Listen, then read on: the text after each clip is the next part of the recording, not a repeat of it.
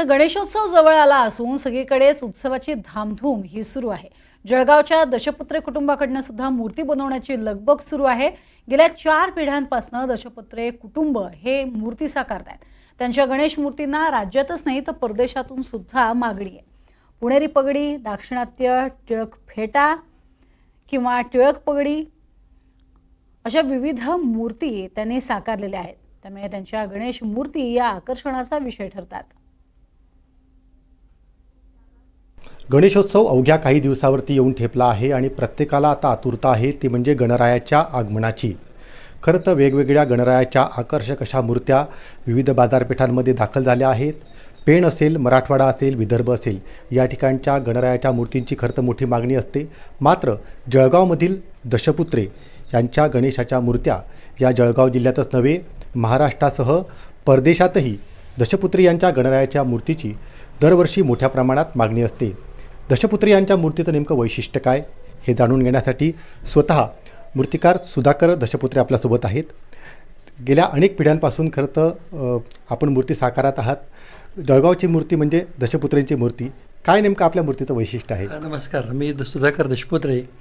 पिढ्यानपिढ्या आमचा हा गणपती करण्याचा व्यवसाय आहे। आपण त्याला व्यवसाय म्हणणार नाही, आमची ती परंपरा आणि ती कला आहे।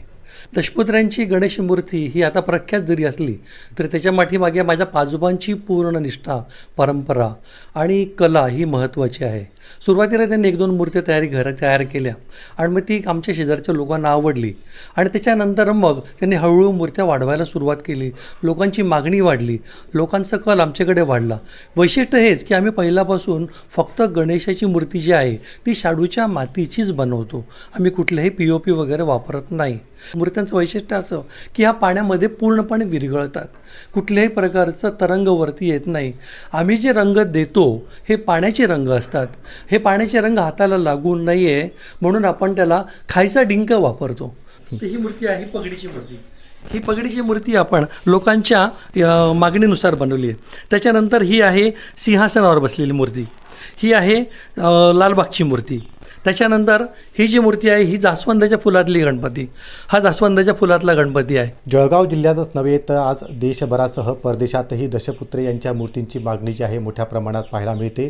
पर्यावरणपूरक अशा ज्या गणेशाच्या शाडू मातीच्या मूर्त्या ज्या आहेत खरं तर या दशपुत्रेंच्या मानल्या जातात आणि त्यामुळेच गेल्या 4 पिढ्यांपासून ग्राहकही त्यांच्या आजही कायम आहेत।